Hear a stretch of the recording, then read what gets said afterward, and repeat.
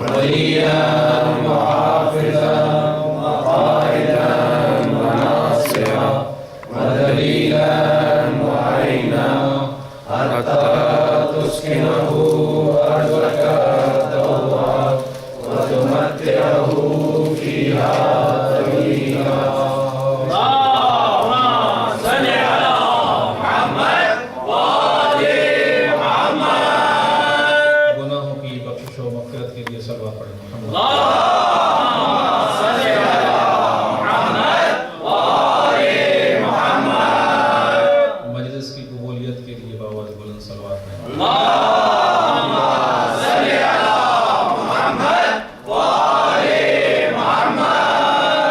مریضوں کی شفا یابی کے لیے صلوات پڑھیں محمد.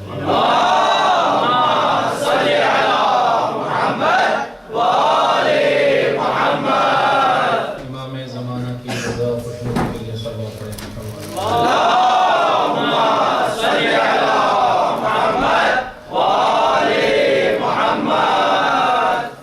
خدا نے متعال آپ کا اس پر شہزادہ تشریف لانا اپنی عبادت میں شمار فرمائے اور جناب سیدہ زہرا سلام اللہ علیہا ہم سب کی قیامت کے دن شفاعت فرمائے اور جو حاجتیں لے کر اس بارگاہ شہید میں تشریف لائے ہیں پروردگار عالم مظلوم کربلا کے صدقے میں ان تمام حاجتوں کو پورا فرمائے. خاص طور پر دعا ہے مریضوں کے لیے جو یہاں پہ حاضر ہیں یا آپ کے دوست احباب گھر والے جاننے والے مریض ہیں جنہوں نے تمام سے دعا کہا ہے پروردگار مظلوم کربلا کے بیمار بیٹے کے صدقے میں سب کو شفاء کاملہ عطا فرمائے. مل کے صلوات پڑھیں محمد. اللہم صلی علی محمد وآل محمد. ایک مرتبہ اور تمام شہداء کے لیے جو عنقریب چند روز پہلے پاکستان میں شہید ہوئے یا اس سے پہلے شہید ہوئے ہیں مل کے عراق کے اندر جہاں پر بھی اہل بیت کے ماننے والے شہید ہوئے ہیں ایک مرتبہ ان کے لیے بھی صلوات پڑھیں. اللہم صلی علی محمد وآل محمد. دین کی راہ میں عقیدے کی راہ میں قتل ہونا مرنا کسی مذہب کے لیے شاید افتخار کا سبب ہو یا نہ ہو لیکن ہم اہل بیت کے ماننے والوں کے لیے آل محمد کی راہ میں قتل ہونا ایک شرف ہے ایک افتخار ہے. ان کی راہ میں شہادت کا درجہ پانا یہ بہت ہی بڑا عظیم مقام ہے جو پروردگار عالم کسی بندے کو عطا فرماتا ہے. اور ہم شیعہ حیدر کرار تاریخ میں اہل بیت کی راہ میں مرتے رہے ہیں اپنی قربانیاں پیش کرتے رہے ہیں. اگرچہ دشمن یہ سمجھتا ہے کہ اہل بیت کے ماننے والوں کو قتل کر کے ان کو مار کر دین اہل بیت کو مذہب اہل بیت کو ختم کر سکتا ہے لیکن حقیقت یہ ہے کہ جتنا تشیعوں نے خون دیا ہے اہل بیت کے مکتب کے لیے اتنا ہی زیادہ مکتب دنیا کے اندر پھیلا ہے اتنا ہی زیادہ اس مکتب اور عقیدے کی پہچان ہوئی ہے دنیا کے اندر. اس لیے کہ جو شجرہ تشیع جو آل محمد نے اپنے ہاتھوں سے لگایا تھا اس شجر کی آبیاری اہل بیت کے ماننے والوں کے خون سے ہوئی. لہٰذا اہل بیت اس کو رائیگاں نہیں چھوڑیں گے اہل بیت اس کو رائیگاں نہیں چھوڑیں گے. لہٰذا ہمارے لیے فخر شہادت ہے. دنیا والے ہمیں قتل کر کے ہمیں ڈرا نہیں سکتے ہمیں پیچھے نہیں ہٹا سکتے. یہ افتخار ہے ہمارے لیے ہماری ماؤں کا افتخار ہے. ہماری مائیں اہل بیت کی محبت اور اہل بیت کے لیے قربانی دینے کا جذبہ بچپن سے ہمیں سکھاتی ہے. لہذا دشمن ہمیں قتل کرے لیکن ہمارے مکتب کو کوئی نقصان نہیں پہنچا سکتا ہمارے عقیدے کو کوئی نقصان نہیں پہنچا سکتا اور ہمیں اپنی راہ سے ہٹا نہیں سکتا. صلوات پڑھیں محمد والے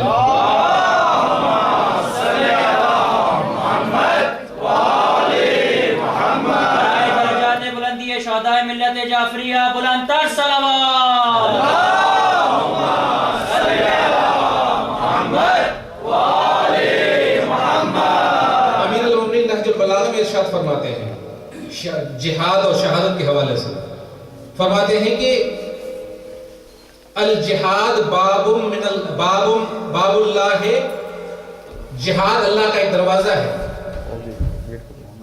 فتح اللہ لخاصۃ اولیاء، پروردگار یہ دروازہ فقط خاص لوگوں کے لیے کھولتا ہے، یعنی یہ درجہ شہادت ہر انسان کو نصیب نہیں ہوتی، فقط اس کو نصیب ہوتی ہے کہ جو اللہ کا خاص بندہ ہوتا ہے۔ لہٰذا جو شہید ہوتا ہے اس کے لیے بہت عظیم شرف ہے، اس لیے کہ اللہ نے اس کو انتخاب کیا ہے شہادت کے لیے۔ اور میں بچوں کے لیے مثال عرض کروں تاکہ ان کے لیے بات واضح ہو جائے کہ جب بھی کسی پودے کو، مثلا گلاب کا پودا اگر اس پودے کو آپ چھوڑ دیں، اس کی شاخیں نہ کاٹیں، اس کی شاخیں کاٹے نہیں تو وہ پھلے گا پھولے گا نہیں۔ جتنا اس کی شاخیں آپ کاٹتے رہیں گے اتنا وہ پودا پھلتا بھی ہے اور پھولتا بھی ہے۔ یہ اہل بیت کے ماننے والوں کے لیے شرف ہے کہ اہل بیت کے تشیع کے درخت کی جتنی شاخیں کاٹی جاتی ہیں اتنا یہ شجر پھلتا اور پھولتا ہے۔ صلوات پڑھیں محمد والے دنیا کے اندر جتنی بھی چیزیں ہیں ان کے چار وجود ہیں، تو چاہوں گا ہر شے کے چار وجود ہیں۔ ایک وجود ہوتا ہے لفظی وجود کسی شے کا، کبھی اس کا کتبی وجود ہوتا ہے لکھا ہوا وجود، کبھی اس کا وجود ہوتا ہے ذہنی، اور ایک اس کا حقیقی وجود ہوتا ہے جس کو خارجی وجود بھی کہا جاتا ہے۔ منطق کے اندر، لاجک کے اندر چار وجود اشیاء کے بیان کیے گئے ہیں۔ مثال دو تاکہ بات واضح ہو جائے۔ مثال کے طور پر سیب ہے، سیب کی چار وجود ہیں۔ ایک سیب کا حقیقی وجود ہے، جو سیب ہم دیکھتے ہیں یہ اس کا حقیقی وجود ہے، اور اس سیب کا ایک لفظی وجود ہے۔ جب ہم زبان سے لفظ سیب کہتے ہیں، سیب جب ہم زبان سے ادا کرتے ہیں تو یہ سیب کا لفظی وجود ہے، توجہ نا آپ کی۔ اور کبھی کاغذ کے اوپر لکھا ہوا دیکھتے ہیں سیب، سین یہ بے، یہ جو لکھا ہوا ہے یہ کتبی وجود ہے، لکھا ہوا وجود ہے، توجہ نا آپ کی۔ اور ایک ذہنی وجود ہے، جب آپ سیب کو دیکھتے ہیں، یا بلکہ اس طرح سے کہوں کہ ابھی میں جب سیب کا نام لیتا ہوں تو آپ کے ذہن کے اندر سیب کی تصویر آتی ہے، یہ سیب کا ذہنی وجود ہے جو آپ کے ذہن کے اندر موجود ہے۔ اور یہ چاروں وجود ہیں اپنے لحاظ سے، لیکن ہر وجود کی اپنی خاصیت ہے، ہر وجود کی اپنی خاصیت ہے۔ جو ذہنی وجود کی خاصیت ہے وہ لفظی وجود کی نہیں ہے، جو لفظی وجود کی خاصیت ہے وہ کتبی وجود کی نہیں ہے، جو حقیقی وجود کی خاصیت ہے وہ ان تینوں کی نہیں ہے، توجہ نا آپ کی۔ یہ چار وجود ہیں اپنے لحاظ سے، اپنی اپنی خاصیت ہے، توجہ چاہوں گا۔ اسی طریقے سے قرآن مجید کے بھی چار وجود ہیں، قرآن مجید کے بھی چار وجود ہیں۔ ایک قرآن کا کتبی وجود کہ جو قرآن مجید کے صفحات پر ہمیں الفاظ لکھے ہوئے نظر آتے ہیں، یہ قرآن کا کتبی وجود ہے، جو آیتیں ہم دیکھ کے پڑھتے ہیں۔ قرآن کا لفظی وجود جب ہم قرآن کی تلاوت کرتے ہیں تو جو الفاظ زبان سے ادا کرتے ہیں یہ قرآن کا لفظی وجود ہے۔ اور ایک قرآن کا ذہنی وجود ہے، جب ہم آیتیں سنتے ہیں ہمارے ذہن میں الفاظ کی تصویر پیدا ہوتی ہے تو یہ قرآن کا ذہنی وجود ہے۔ تو جب تین قرآن کے وجود ہیں تو چوتھا وجود بھی ہونا چاہیے کہ جو حقیقی وجود ہے، حقیقی وجود بھی ہونا چاہیے۔ یہ قرآن جو ہمارے سامنے ہے یہ قرآن کا حقیقی وجود نہیں ہے، یہ کتبی وجود ہے، لہذا قرآن کا چوتھا وجود بھی ہونا چاہیے۔ ہر شے کے چار وجود ہیں تو ماننا پڑے گا کہ اللہ نے جب قرآن کو خلق کیا ہے تو اس کا چوتھا وجود بھی ہوگا جو اس کا حقیقی وجود ہے، حقیقی وجود ہے۔ جب دنیا میں ہم تلاش کرتے ہیں اس چوتھے وجود کو تو قرآن کا چوتھا وجود جو حقیقی وجود ہے وہ محمد و آل محمد کی شکل میں نظر آتا ہے۔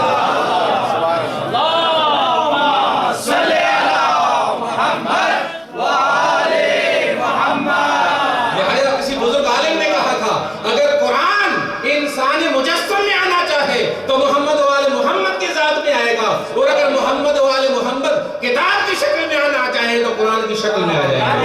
صلوات علی محمد و آل محمد۔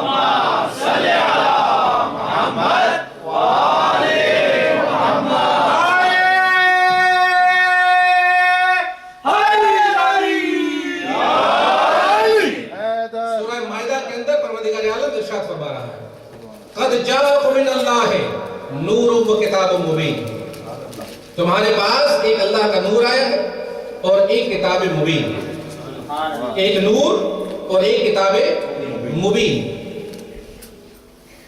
قرآن کو بھی نور کہا گیا ہے، قرآن کے اندر قرآن کو بھی نور کہا گیا ہے، لیکن اس آیت کے اندر پروردگار عالم نور کو اور کتاب مبین کو الگ سے بیان کر رہا ہے۔ تمہارے پاس ایک نور آیا اور ایک کتاب مبین۔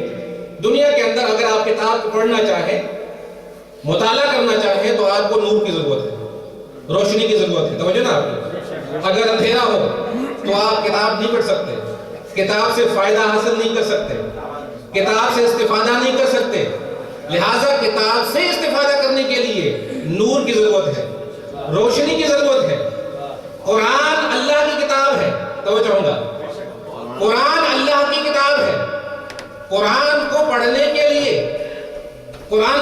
کے لیے اگرچہ ظاہری نور کی ضرورت ہے، لیکن قرآن کو سمجھنے کے لیے ظاہری نور کافی نہیں ہے، ظاہری نور قرآن کو سمجھنے کے لیے کافی نہیں ہے۔ قرآن کی ظاہری شکل کو پڑھنے کے لیے قطبی وجود جو قرآن کا ہے اس کے لیے نور کی ضرورت، روشنی کی ضرورت۔ اندھیرے میں آپ نہیں پڑھ سکتے، جس طرح سے عام کتاب آپ اندھیرے میں نہیں پڑھ سکتے، نور کی ضرورت ہے۔ لیکن اس آیت میں پروردگار عالم فرماتا ہے کہ ہم نے تمہارے پاس نور کو بھیجا اور کتاب مبین کو بھیجا۔ اس نور سے کیا مراد ہے؟ اس نور سے مراد یہ روشنی نہیں ہے، اس نور سے مراد سورج نہیں ہے کہ سورج کی روشنی سے آپ قرآن پڑھیں، اس نور کے ذریعے سے آپ قرآن کا مطالعہ کریں، نہیں۔ اس نور سے مراد وہ ہے، اس نور سے مراد وہ نور ہے کہ جب یہ نور قرآن مجید پر پڑتا ہے تو قرآن کے باطن کو کھول کے رکھ دیتا ہے، قرآن کا باطن ہمارے سامنے آ جاتا ہے۔ لہذا امام نے فرمایا تھا کہ قرآن کے 70 باطن ہیں، پھر ہر باطن کے پھر 70 باطن ہیں۔ اس طرح سے قرآن کی حقیقت جو ہے وہ بہت ہی گہری ہے، لہٰذا اس حقیقت کو سمجھنے کے لیے نور کی ضرورت ہے، جس کو پروردگار عالم نے پیغمبر اور آل محمد کی شکل میں ہمارے پاس بھیجا ہے۔ صلوات پڑھیں محمد و آل محمد۔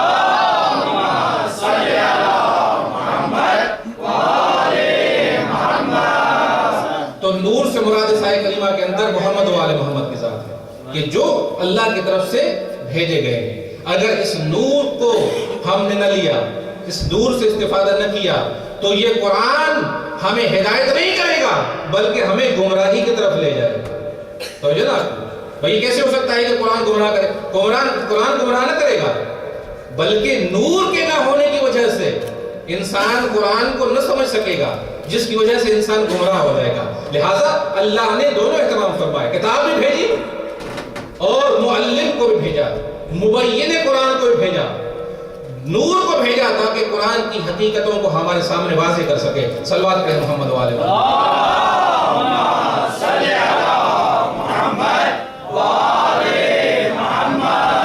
لہذا مجھے کہنے دیجیے کہ امام حسین اپنی ذات کے لحاظ سے نور ہے، اپنی ذات کے لحاظ سے نور ہے، اور وہی حیثیت رکھتے ہیں قرآن کی بنسبت جو حیثیت پیغمبر کی تھی قرآن کے سلسلے میں۔ پیغمبر مبین قرآن تھے، پیغمبر مفسر قرآن تھے، پیغمبر قرآن کے حقائق کو آشنا کرانے والے تھے۔ وہی حیثیت حسین کی کہ حسین پیغمبر کی جگہ پر نور ہے کتاب کے سلسلے میں، قرآن کے سلسلے میں، لہٰذا حسین بھی نور ہے۔ اور نور کی خاصیت ہے، تو چاہوں گا نور کی علماء جب ڈیفینیشن کرتے ہیں تو یہ کہتے ہیں کہ نور کیا ہے؟ النور ظاہر لذاتہ ومظہر لغیرہ۔ نور کیا ہوتا ہے؟ نور بذات خود روشن ہوتا ہے اور دوسری چیزوں کو بھی روشنی بخشتا ہے۔ توجہ نا آپ کی، نور خود بھی ظاہر، خود بھی روشن اور دوسری چیزوں کو بھی روشن کرتا ہے، دوسری چیزوں کو بھی واضح کرتا ہے، یہ نور کی خاصیت ہے۔ تو امام حسین ہے نور، توجہ ہوں گا، امام حسین نور ہیں جو بذات خود ظاہر بذات ہی ہے۔ حسین اتنے واضح ہیں، اتنے روشن ہیں، اتنے نورانی ہیں کہ جب دنیا والے حسین کو دیکھتے ہیں تو حسین سے ہدایت ان کے دل میں آتی ہے، حسین کے نور سے ہدایت ان کے دل میں داخل ہوتی ہے۔ چاہے مسلمان نہ بھی ہو لیکن جو حسین کا ذکر سنتا ہے، حسین کی یاد سنتا ہے تو اس کے دل کے اندر وہ نور آتا ہے اور اس کو روشنی عطا ہوتی ہے۔ تو حسین بذات خود نور ہیں کہ جو بھی ان کو دیکھتا ہے حسین کو پہچان لیتا ہے، حسین کو پہچان لیتا ہے۔ اور ساتھ میں حسین مظہر لغیرہ، نور ہے، خود بھی روشن ہے اور دوسری چیزوں کو بھی روشنی عطا کرتے ہیں، دوسری چیزوں کو بھی روشنی بخشتے ہیں، دوسری چیزوں کو بھی روشنی عطا فرماتے ہیں۔ اور نتیجے کے طور پر وہ شے کیونکہ حسین سے نسبت پیدا کرتی ہے تو وہ بھی نورانی ہو جاتی ہے، وہ بھی نورانی ہو جاتی ہے۔ میں آپ کے سامنے مثال پیش کروں تاکہ میری بات واضح ہو جائے۔ صلوات پڑھیں محمد وعلی محمد۔ اللہم صلی علی محمد وآل محمد۔ ہمارے بہت بڑے عالم گزرے شیخ بہائی، جو اہل مطالعے کو جانتے ہیں۔ شیخ بہائی بہت بڑے عالم تھے، ہر علم کے ماہر تھے۔ ان کے زمانے میں ایک شخص نے دعویٰ یہ کیا کہ جو آپ چیز مجھ سے پوچھیں، جو خبر مجھ سے پوچھیں، میں آپ کو بتاؤں گا۔ تمہارے گھر میں کیا ہے، تم نے کیا ذخیرہ کیا ہوا ہے، کہاں کون سی چیز چھپائی ہوئی ہے، دیوار کے پیچھے کیا ہے، وہ ایسی ایسی خبریں دیتا تھا۔ اور ساتھ میں اس نے نبوت کی دعویٰ کر لی کہ میں صاحب معجزہ ہوں، میرے پاس اعجاز ہے، اللہ نے مجھے نبی بنا کر بھیجا ہے۔ لوگ گمراہ ہونے لگے، لوگ اس کے پیچھے چلنے لگے، یہاں تک بادشاہ کو پتہ چلا۔ بادشاہ گھبرا گیا، اس نے کہا کہ آج کے زمانے کے بہت بڑے عالم شیخ بہائی، ان کو دعوت دی جائے۔ وہ آئے، ان سے یہ بات پیش کی کہ قبلہ اس طرح سے لوگ گمراہ ہو رہے ہیں۔ پوچھا کیا ہے، سارا قصہ بتایا کہ وہ شخص چھپی ہوئی چیزوں کی خبر دیتا ہے اور ساتھ میں دعویٰ کرتا ہے کہ میں نبی ہوں اور میری نبوت کی دلیل یہی، میری خبریں بتانا ہے، غیب کی خبریں، چھپی ہوئی خبریں۔ شیخ بہائی نے کہا ہے کہ تمام لوگوں کو فلاں جگہ پر اکٹھا کرے، اس کو بھی لے کر آئے۔ سارے لوگ اکٹھے ہو گئے شہر کے اور اس شخص کو بھی لایا گیا۔ جب سارے جمع ہو گئے، شیخ بہائی جاتے اس کے سامنے جانے کے بعد شیخ بہائی نے اپنے ہاتھوں کو، اپنی مٹھی کو بند کیا اور کہا کہ بتاؤ میری مٹھی میں کیا ہے، توجہ ہوگا، میری مٹھی میں کیا ہے؟ تو سب لوگ پریشان ہو گئے، کہا کہ یہ تو ہمیں دور دور کی خبریں دیتا ہے، یہ تو شیخ بہائی سامنے، اس کے سامنے ہاتھ کو اپنی مٹھی کو بند کیا اور پوچھ رہے ہیں کہ اس کے اندر کیا ہے، یہ تو جلدی بتا دے گا، توجہ ہوگا۔ شیخ بہائی نے پوچھا کیا ہے میرے ہاتھ میں؟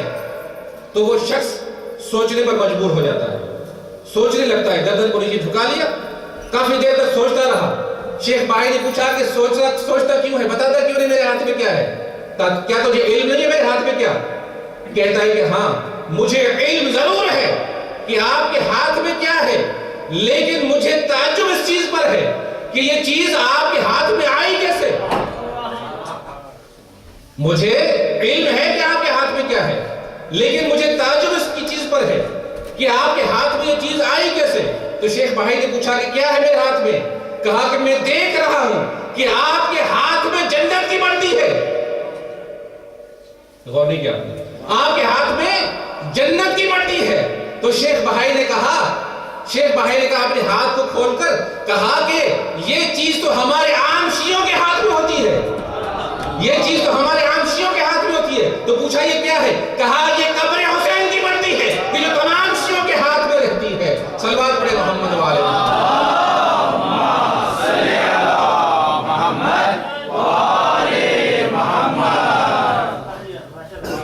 کربلا اور اس کو جنت کی مٹی نظر آ رہی ہے، اس لیے کہ اس خاک کی نسبت حسین سے ہو گئی ہے، اس حسین کی نسبت کی وجہ سے اس میں یہ کمال پیدا ہو گیا کہ وہ بھی نورانی ہو جاتی ہے۔ صلوات پڑھیں محمد و آل محمد۔ اللہم صلی علی محمد و آل محمد۔ صلوات پڑھیں محمد و آل محمد۔ اللہم صلی علی محمد و آل محمد۔ کل میرے سامنے آپ کے سامنے جناب ابو طالب امام حسین کے دادا کا ذکر کیا، آج چاہتا ہوں کہ امام حسین کی دادی کا تذکرہ کروں۔ امام حسین کی دادی جناب فاطمہ بنت اسد کا مقام اور ان کی عظمت اللہ کی نظر میں بہت اعلیٰ ہے، بہت بلند ہے۔ قرآن مجید میں سورہ مریم میں پروردگار عالم ارشاد فرما رہا ہے، جناب مریم کا ذکر کیا، وہ پورا واقعہ میں عرض نہیں کروں گا، اشارہ کروں گا تاکہ اپنے مطلب کی طرف آؤں۔ جناب مریم کون ہے؟ جناب مریم کے سلسلے پروردگار نے ارشاد فرمایا ان اللہ اصطفاکے وطہرکے واصطفاکے علی نساء العالمین۔ اے مریم، اللہ نے آپ کو منتخب کیا اور پاک کیا، منتخب کیا تمام کائنات کی خواتین کے اوپر. ان اللہ اصطفاک وطہرک واصطفاک علی نساء العالمین. تو جناب مریم معصومہ ہے. جناب مریم کے سلسلے میں قرآن مجید میں تطہیر کی آیت نازل ہوئی ہے، جیسے جناب سیدہ کے بارے میں تطہیر کی آیت. توجہ نا آپ کی، جناب مریم معمولی عورت نہیں ہے بلکہ معصومہ ہے. اللہ نے ان کی طہارت کی گواہی دی ہے. جناب مریم کی پرورش اللہ کے گھر میں ہوئی. جناب زکریا نے ان کی پرورش کی ہے. بی بی مریم بچپن سے اللہ کے گھر میں رہی، لیکن اللہ نے جب چاہا کہ یہ کلمت اللہ کی ماں بنے، اللہ نے جب چاہا کہ یہ کلمت اللہ کی ماں بنے، اور وہ سارا قصہ آپ کو معلوم ہے کہ جبرائیل آتا ہے اور اللہ کی طرف سے پیغام لے کر آتا ہے، اور جناب مریم حاملہ ہوتی ہے. اور جب حاملہ ہوتی ہیں تو قرآن مجید نے کیا کہا؟ فَأَخَاذَ فَأَجَاءَ الْمَخَاضُ إِلَى جِذْعِ النَّخْلَةِ. جب جناب مریم کو درد ذہن نے کھینچ کر کھجور کے درخت کی طرف لے کر آئے.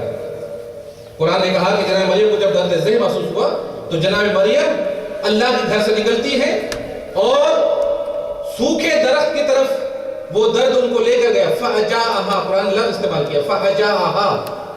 درد ذہن جناب مریم کو کھینچ کر درخت کھجور کی طرف لے گئے، اور جناب مریم وہاں پہ جا کر جناب عیسیٰ کو ولادت دی ہے. میں یہاں پہ رک کر عرض کروں گا آپ کی بارگاہ میں، جناب مریم کون ہے؟ جناب مریم وہ ہیں کہ جنہوں نے تربیت حاصل کی ہے اللہ کے گھر میں، اللہ کے گھر میں عبادت کرتی رہی، معصومہ ہیں، پاک ہیں، طاہر ہیں.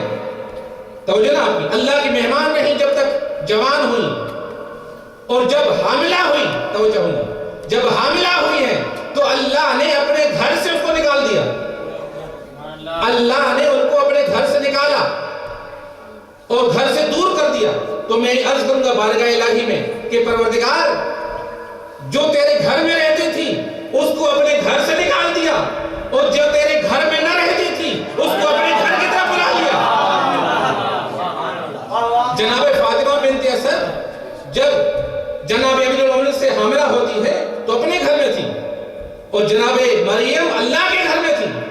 اللہ نے اپنے گھر سے مریم کو نکال دیا، اور فاطمہ بنت اسد کو کیا کہا تاریخ نے کہ جب بی بی فاطمہ بنت اسد نے اپنے درد ذہن کو محسوس کیا تو فوراً خانہ کعبہ کی طرف دوڑی، خانہ کعبہ کی طرف چلی، اور خانہ کعبہ کی دیوار پر ہاتھ رکھ کے اللہ کی بارگاہ میں دعا کی، اے پروردگار، میں تجھ پر بھی ایمان رکھتی ہوں اور تیرے رسولوں پر بھی ایمان رکھتی ہوں. اور پھر بھی عرض کرتی ہے بارگاہ الہی میں، پروردگار، اس حامل کا واسطہ، اس بچے کا واسطہ، میرے اوپر اس بچے کی ولادت آسان فرما دے. تو میں یہاں پہ رک کر آپ سے سوال کروں گا، کیا کوئی خاتون، کیا کوئی ماں اپنے بچے کے بارے میں جانتی ہے کہ میرے شکم کے اندر کون سا بچہ ہے، بیٹا ہے یا بیٹی ہے؟ چلو آج کے زمانے میں تو معلوم ہو جاتا ہے بیٹا ہے یا بیٹی ہے، لیکن کوئی ماں جانتی ہے کہ یہ بچہ جب پیدا ہوگا، جب بڑا ہوگا تو یہ اچھا انسان بنے گا یا برا انسان بنے گا، نیک بنے گا یا برا بنے گا؟ نہیں معلوم عورت کو. لیکن فاطمہ بنت اسد یہ کہہ رہی ہے، پروردگار، اس بچے کا واسطہ، یعنی گویا فاطمہ جانتی ہے کہ جو میرے پیٹ میں بچہ ہے وہ اللہ کا مقرر بندہ بنے گا، لہذا اللہ نے ان کے لیے اہتمام کیا. تو میں عرض کروں گا پروردگار کہ مریم جو تیرے گھر میں تھی اس کو باہر نکال دیا، اور فاطمہ بنت اسد کو اپنے گھر کی طرف بلا دیا. یہ کیا فلسفہ ہے؟ تو جب نہیں کہ پروردگار کی آواز آئے کہ اگر مریم کا بیٹا بھی، توجہ ہوگا، اگر مریم کا بیٹا فاطمہ کے بیٹے کی طرح ہوتا تو میں مریم کو اپنے گھر سے نہیں نکالتا بلکہ اس کی ولادت اپنے گھر میں کرواتا. صلوات پڑھے محمد و آلہ محمد.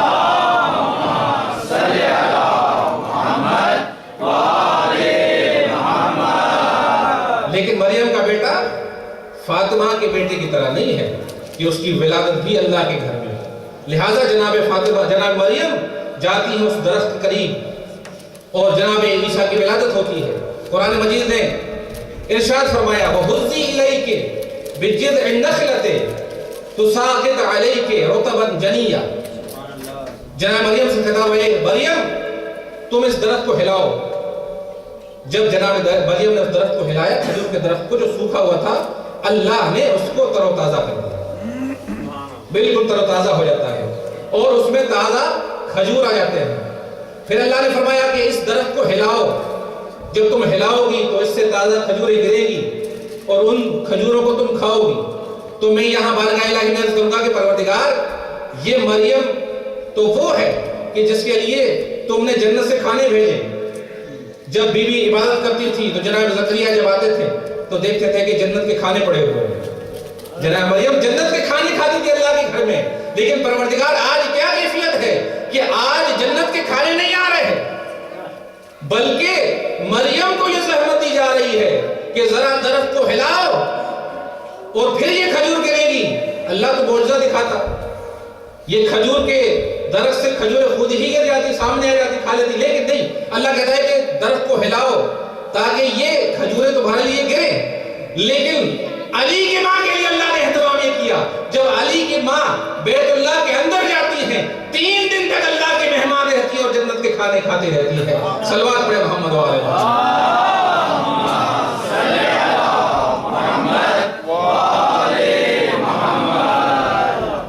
تو ممکن ہے کہ کوئی یہ سمجھے کہ یہ جناب فاطمہ بنت اسد کی عظمت کی خاطر تھا۔ عزیز و توجہ ہوگا اس نقطے پر، جناب فاطمہ بنت اسد جناب مریم سے افضل نہیں ہے۔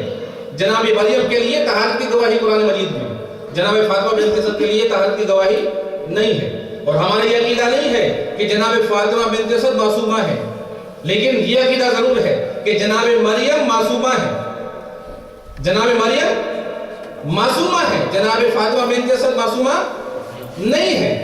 تو سوال یہ ہے کہ پروردگار جو معصومہ تھی اس کو باہر نکال دیا، جو معصومہ نہیں تھی اس کو گھر کی طرف بلایا، اس کے لیے اتنا احترام کیا، تو ممکن ہے کسی کے ذہن میں سوال پیدا ہو کہ یہ ممکن ہے کہ جناب فاطمہ بنت اسد کا کمال اور عظمت تھی اللہ کی نظر میں فاطمہ جناب مریم سے زیادہ، اس لیے اللہ نے اس کو اپنے گھر کی طرف بلایا اور مریم کو اپنے گھر سے دور کر دیا۔ عزیزوں میں عرض کروں گا کہ نہیں، ایسی بات نہیں ہے۔ جناب مریم اگرچہ افضل ہے جناب فاطمہ بنت اسد سے، لیکن یہ ماؤں کی وجہ سے نہیں تھا، ماؤں کے تفاوت کی وجہ سے نہیں تھا، یہ تفاوت تھا مولود کی وجہ سے، مولود کی وجہ سے تھا۔ عیسیٰ افضل نہیں ہے امیر المومنین سے، علی افضل ہے، اس لیے اللہ نے علی کی خاطر ماں کے لیے اہتمام کیا کہ اپنے گھر کے اندر بلایا اور 3 دن تک اپنا مہمان بنایا۔ میں آپ کی خدمت میں عرض کروں گا جناب مریم اگرچہ افضل ہے جناب فاطمہ سے، لیکن علی کی وہ ذات ہے کہ علی کا مقابلہ عیسیٰ اور مریم مل کر بھی نہیں کر سکتے۔ لہذا پروردگار عالم نے یہ اہتمام کیا کہ عیسیٰ کی ولادت اپنے گھر سے باہر اور علی کی ولادت اپنے گھر کے اندر، اس میں بھی حکمت پروردگار ہے، اس میں اللہ کی حکمت تھی۔ اللہ مستقبل کو جانتا ہے، اللہ کے لیے مستقبل ماضی حال کوئی فرق نہیں رکھتا، اللہ کا علم محیط ہے ہر شے کے اوپر۔ اللہ جانتا تھا کہ ایک زمانہ آئے گا، توجہ ہوگا، ایک زمانہ آئے گا کہ لوگ عیسیٰ کو ابن اللہ کہیں گے، اللہ کا بیٹا کہیں گے، اور علی کو اللہ کہیں گے۔ تو جناب عیسیٰ کو کہیں گے ابن اللہ اور علی کو کہیں گے اللہ، نصری علی کو اللہ کہتے ہیں۔ اللہ کو معلوم تھا، اللہ نے پہلے سے اہتمام کر لیا اپنی حکمت کے مطابق۔ اگر عیسیٰ، توجہ ہوں گا، اگر عیسیٰ کی ولادت اللہ کے گھر میں ہو جاتی، اگر عیسیٰ کی ولادت اللہ کے گھر میں ہو جاتی تو جو عیسیٰ کو ابن اللہ کہتے ہیں ان کے لیے دلیل بن جاتی کہ یہ اللہ کا بیٹا تھا، لہٰذا اللہ کے گھر میں ولادت ہو گئی، لہٰذا اللہ نے اپنی توحید کو بچانے کے لیے عیسیٰ کو اپنے گھر سے باہر ولادت دے دی۔ اور علی کی ولادت اپنے گھر میں کروا کے اللہ نے تاریخ کے صفحات پر یہ ثبت کر لیا کہ علی کی ولادت ہوئی ہے خانہ کعبہ کے اندر، کہ جب مستقبل کے اندر کوئی یہ کہے کہ علی اللہ ہے تو جو حق پرست ہیں، جو حق والے ہیں، ان کے پاس دلیل ہو کہ بھائی اللہ تو وہ ہوتا ہے کہ جو پیدا نہیں ہوتا، لیکن علی وہ ہے کہ جو اللہ کے گھر میں پیدا ہوئے ہیں۔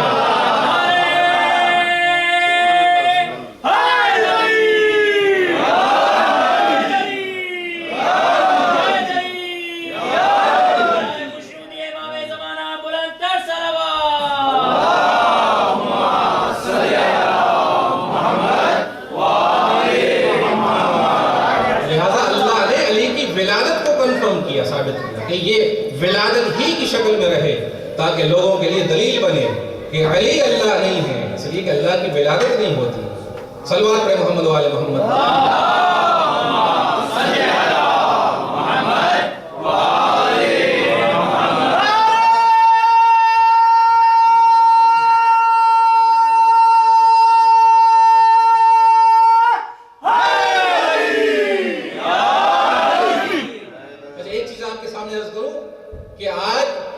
آج کل بعض چیزیں ایسی ہمارے درمیان آ رہی ہیں کہ میں سمجھتا ہوں کہ وہ دشمن کی سازش ہے۔ دیکھیں میں نے عرض کیا کہ بارگاہ میں کہ نصیری کو ہم جب دلیل دیتے ہیں تو یہی دلیل دیتے ہیں کہ علی اللہ نہیں ہے، اس لیے کہ اللہ متولد نہیں ہوتا، پیدا نہیں ہوتا، لہذا نصیری نے اپنی چال کو تبدیل کیا۔ چال کیا چلی؟ اچھا ٹھیک ہے، ہم مانتے ہیں کہ اللہ پیدا نہیں ہوتے، لہذا ہم نے علی کو اللہ منوانا ہے، لہذا انہوں نے طریقہ چینج کیا۔ تو ایک نیا ٹرم شیعوں کے درمیان رائج کیا کہ بھائی اہل بیت پیدا نہیں ہوتے بلکہ ظہور ہوتا ہے ان کا۔ توجہ نا آپ کی، ان کا ظہور ہوتا ہے، وہ پیدا نہیں ہوتے۔ پھر چند دن تک یہ چلا ظہور، پھر جب لوگوں کو تھوڑا بہت انسیت ہو گئی اور تھوڑا سا مانوس ہو گئے تو آپ کہنے لگے کہ اہل بیت کا نزول ہوتا ہے۔ شاید ممکن ہے کچھ لوگوں نے سنا ہو یہ ٹرم یا نہ سنا ہو۔ اب کہتے ہیں کہ اہل بیت کا نزول ہوتا ہے، ان کی ولادت نہیں ہوتی۔ توجہ نا آپ کی، ان کی ولادت نہیں ہوتی، ان کا نزول ہوتا ہے۔ کیوں؟ کہ ابھی آہستہ آہستہ یہ پکا کروا لیں گے، آپ کو شاید پکا نہ ہو لیکن آپ کی نسل کو شاید پکا ہو جائے کہ اہل بیت کا نزول ہوتا ہے۔ علی کا نزول ہوا خانہ کعبہ کے اندر، علی کا نزول ہوا خانہ کعبہ کے اندر۔ جب بچوں کو یہ پکا ہو جائے گا، پھر جب نصیری کو دلیل دیں گے کہ اللہ کی ولادت نہیں ہوتی، لہذا تم علی کو رب کیوں مانتے، اللہ کیوں مانتے ہو؟ علی تو پیدا ہوئے، کہتے ہیں نہیں علی تو پیدا نہیں، علی کا نزول ہوا ہے۔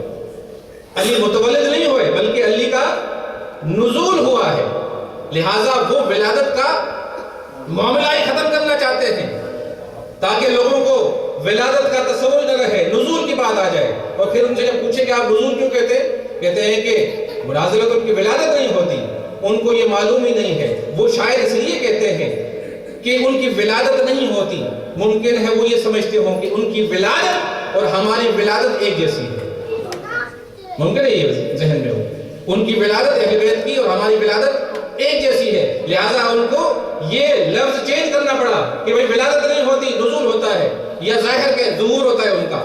میں ان کی خدمت میں عرض کروں گا کہ ہمارا بھی یہ عقیدہ ہے کہ ان کی ولادت ہمارے جیسی ولادت نہیں ہوتی، وہ ہماری طرح متولد نہیں ہوتے۔ جب ہم متولد ہوتے ہیں تو ہم نجس پیدا ہوتے ہیں، جب وہ متولد ہوتے ہیں تو وہ پاک و طاہر پیدا ہوتے ہیں۔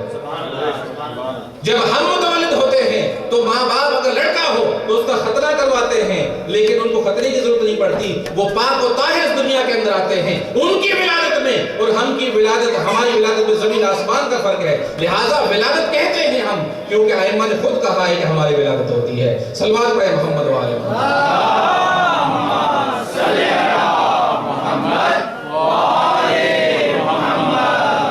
لہذا ہمیں ہوشیار ہونا چاہیے، اپنا عقیدہ مضبوط بھی کرنا چاہیے اور اپنے عقیدے کے بارے میں دلیل بھی ہونی چاہیے۔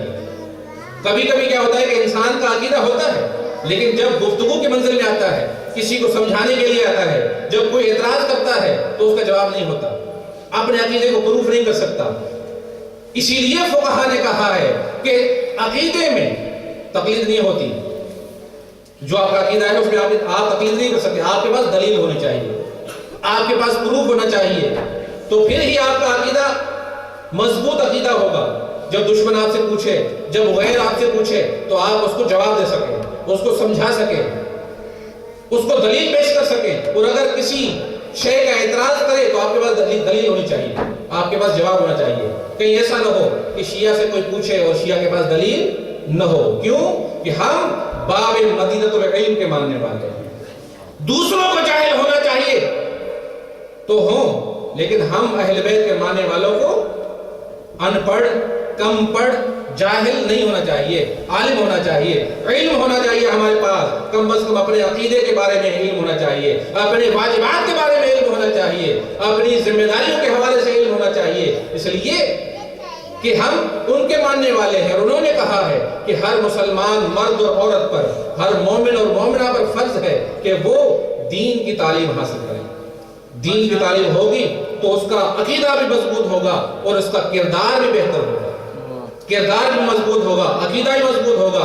لہٰذا ایسے لوگ اہل بیت کو چاہیے جو علم کی راہ پہ چلے، علم کی روشنی میں قدم بڑھائیں، جہالت اور اندھیرے میں اپنے قدم کو نہ بڑھائیں۔ صراط مستقیم کا راستہ روشنی کا راستہ ہے، صراط مستقیم کا راستہ روشنی کا راستہ ہے، سمجھ کا راستہ ہے، شعور کا راستہ ہے۔ وہاں پہ جاہل انسان نہیں چل سکتا، وہاں پہ انسان جو کم عقل رکھتا ہو، بے شعور ہو، وہ اس راہ کو طے نہیں کر سکتا۔ صراط مستقیم پہ چلنے کے لیے علم چاہیے، شعور چاہیے، اس لیے کہ شیطان نے کیا کہا تھا پروردگار کی بارگاہ میں؟ شیطان نے یہی تو کہا تھا کہ پروردگار میں صراط مستقیم پر بیٹھوں گا، میں لوگوں کو گمراہ کرنے کے لیے صراط مستقیم پر بیٹھوں گا، کیونکہ اگر لوگ صراط مستقیم سے ہٹ کر چلیں گے تو ان کو گمراہ کرنے کی ضرورت نہیں ہے، ضرورت تو ان کو ہے گمراہ کرنے کی کہ جو صراط مستقیم پہ چل رہے ہیں۔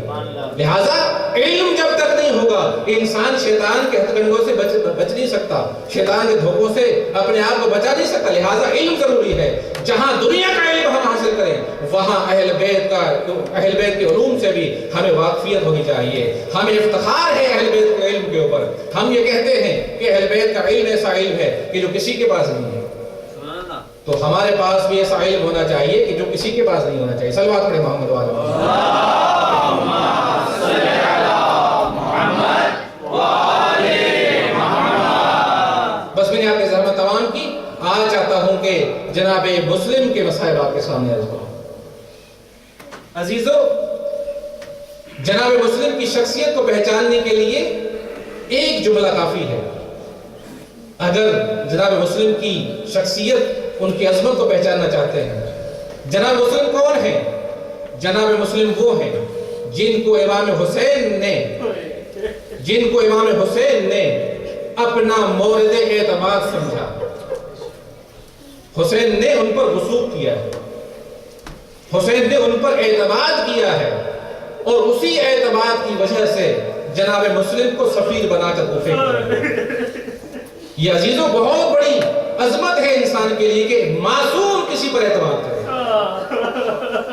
امام کسی پر اعتماد کرے، یہ بہت بڑی عظمت ہے، یہ انسان کے شرف کے لیے بہت بڑی بات ہے، اور جناب مسلم میں یہ شرف پایا جاتا ہے، جناب مسلم میں یہ عظمت پائی جاتی ہے۔ سفیر حسین بن کر کوفے میں گئے، امام حسین کا پیغام لے کر گئے۔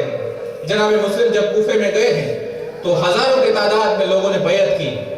جب بیعت کو دیکھا، لوگوں کے استقبال کو دیکھا، تو جناب مسلم نے خط لکھا امام حسین کو، اور اس خط میں لکھتے ہیں کہ مولا، یہ لوگ اپنی جانوں کو نثار کرنے کے لیے تیار ہیں، اپنی تلواروں کو آمادہ کیا ہوا ہے، آپ تشریف لائیے کوفے کے اندر۔ امام حسین کو یہ خط پہنچا، لیکن تقدیر یہ تھی کہ جناب مسلم نے جب خط لکھا اور خط بھیج دیا، ایک مرتبہ مغرب کی نماز پڑھانا چاہتے ہیں، کوفے کی مسجد میں آتے ہیں، ہزاروں کی تعداد میں لوگ ہیں نماز میں، لیکن جب جناب مسلم نے مغرب کی نماز پڑھائی تو کیا دیکھا کہ ہزاروں کی تعداد ختم ہو جاتی ہے، سینکڑوں کی تعداد میں لوگ رہ جاتے ہیں۔ اور جب عشاء کی نماز پڑھائی اور نماز پڑھانے کے بعد جب پیچھے پلٹ کے دیکھا تو کوئی ان کے پیچھے نہ تھا، اور وہ حقیقت کوفیوں کی واضح ہو جاتی ہے جناب مسلم کے اوپر۔ جناب مسلم پریشان ہو جاتے ہیں، جناب مسلم پریشان ہو جاتے ہیں۔ یہ پریشانی جناب مسلم کو اپنی تنہائی کی نہیں ہے، جناب مسلم اپنی تنہائی کی وجہ سے پریشان نہیں ہے، پریشان اس لیے ہے کہ حسین کو خط لکھ چکے ہیں، حسین کو کوفے کی طرف دعوت دے چکے ہیں، اور حسین کے قافلے کے ساتھ کون ہے یہ مسلم اچھی طرح جانتا ہے، اس لیے جناب مسلم کو پریشانی ہے۔ عزاداروں رات کا وقت ہے، جناب مسلم کو کوئی پناہ دینے والا نہیں ہے، گلیوں میں در بدر پھر رہے ہیں، ایک دروازے پہ آ کر رک جاتے ہیں، وہاں پر بیٹھ جاتے ہیں، پیاس کی شدت ہے، ایک خاتون آتی ہے جس کا نام طوا ہے، دروازے کو بند کرنے لگی، دیکھا کہ ایک نوجوان جس کا وجیح چہرہ ہے، نورانی چہرہ ہے، بیٹھا ہے دروازے پر۔ جناب طوا نے کہا، اے جوان، تمہیں معلوم نہیں کہ کوفے کے حالات بہت خراب ہیں، تم اپنے گھر کیوں نہیں چلے جاتے؟ اس رات کے عالم میں کیا کرے یہاں پر؟ جناب مسلم نے پلٹ کر کہا، اگر کوئی غریب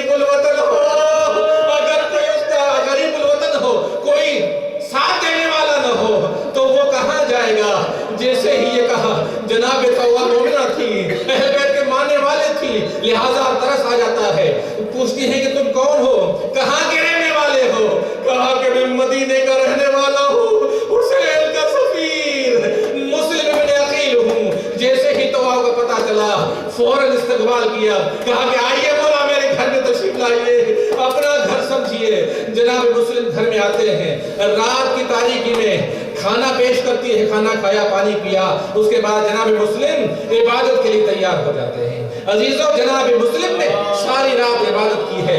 یہ حسینیوں کا شیوا ہوتا ہے کہ جب رات کی تاریکی آتی ہے تو وہ عبادت کے لیے بہترین فرصت سمجھتے ہیں اور اپنی زندگی کو عبادت میں مصروف کر دیتے ہیں. عزادارو، جناب مسلم تہجد کی نماز پڑھ رہے ہیں. اسی اثنا میں استوا کا بیٹا جو ابن زیاد کا سپاہی ہے آتا ہے گھر میں، اور آتے ہی کمرے سے قرآن کی تلاوت کی آواز سنا، ذکر عبادت اور مناجات کو سنا.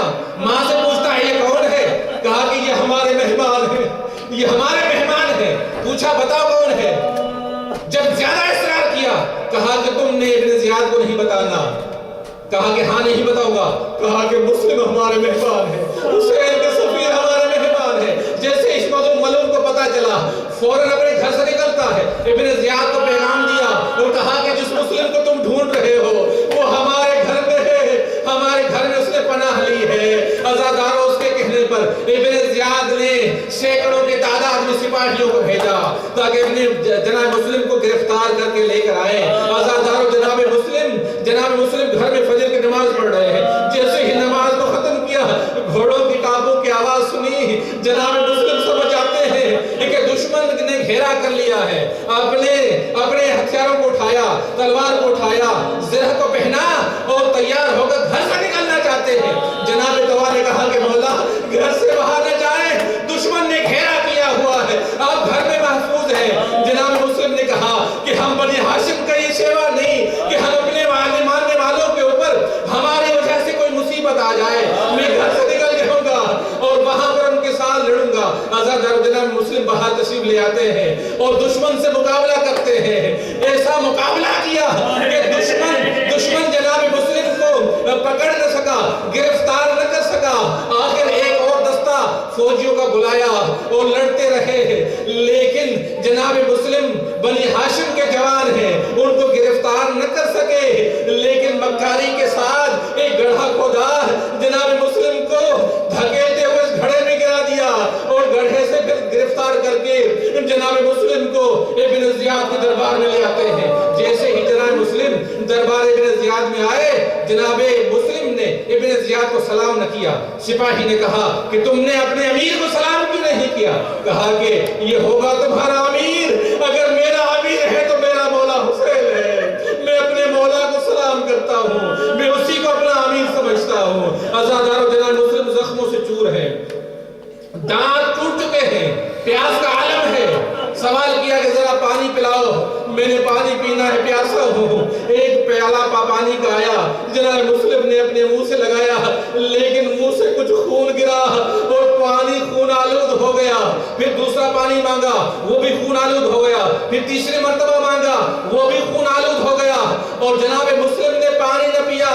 میں یہاں پر رک کر عرض کروں گا، اے مسلم حسین کی آپ پہلی قربانی ہے، کربلا والوں کی آپ پہلی قربانی ہے. کربلا والے بھی پیاسے شہید ہوں گے، آپ نے بھی پیاسے شہید ہو کر دنیا سے جانا ہے. عزادارو، ابن زیاد نے حکم دیا کہ مسلم کو دارالامارہ کی چھت پہ لے جا کر قتل کیا جائے. جناب مسلم کو لے جا کر چھت پہ قتل کرنے کا ارادہ کیا.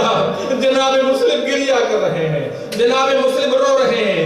سپاہی نے پوچھا، اے بنی ہاشم کے جوان، تم تو اپنی بہادری پر ناز کرتے ہو، تمہیں تو موت سے ڈر نہیں لگتا، لیکن تم گریہ کیوں کر رہے ہو؟ رونے کی کیا وجہ ہے؟ کہا کہ میں رو اس لیے نہیں رہا کہ میں قتل ہو جاؤں گا، میں رو اس لیے رہا ہوں کہ میں نے مولا کو کوفے کی طرف دعوت دے دی ہے.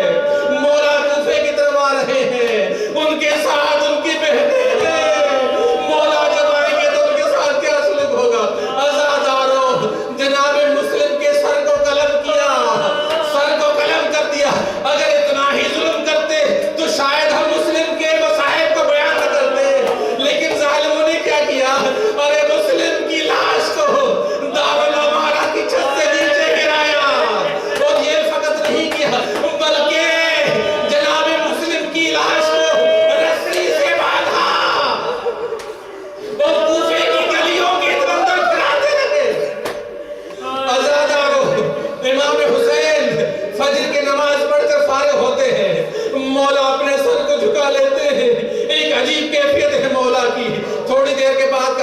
کہ ذرا دیکھو اگر کوئی شخص کوفے کی طرف سے آ رہا ہو ذرا ان کو روک لینا اور ان کو میری طرف لے کر آنا۔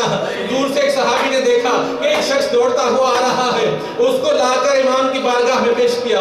امام کی بارگاہ میں جیسے آئے تو مولا نے سوال کیا کہ ذرا بتاؤ کوفے کے کیا حالات ہیں، کوفے کے کیا حالات ہیں؟ اس شخص نے کہا کہ مولا جب میں کوفے سے نکل رہا تھا اپنی آنکھوں سے دیکھا کہ مسلم کی لاش کو کوفے کی گلیوں میں پھرا رہے تھے۔ جزاکم ربکم۔ امام حسین نے گریہ کیا، مولا آنسو بہا رہے۔ تھوڑی دیر کے بعد خیمے میں تشریف لے کر آئے، لیکن آتے ہی کسی سے کلام نہ کیا، جناب زینب کو بلایا، اے زینب ذرا آگے آؤ۔ جناب زینب آئی اور جناب زینب سے فرمایا ذرا جناب مسلم کی بیٹی رقیہ کو لے کر آؤ۔ رقیہ کہاں ہے؟ 5 سال کی بیٹی ہے جناب مسلم کی۔ مولا نے اس کو بلایا اور اپنے زانوں پر بٹھایا۔ بٹھانے کے بعد مولا نے جناب زینب سے کہا زینب جو گوشوارے میں نے تمہارے حوالے کیے تھے ذرا وہ لاؤ مجھے دے دو۔ امام حسین نے گوشوارے لیے اور جناب رقیہ کو اپنے ہاتھوں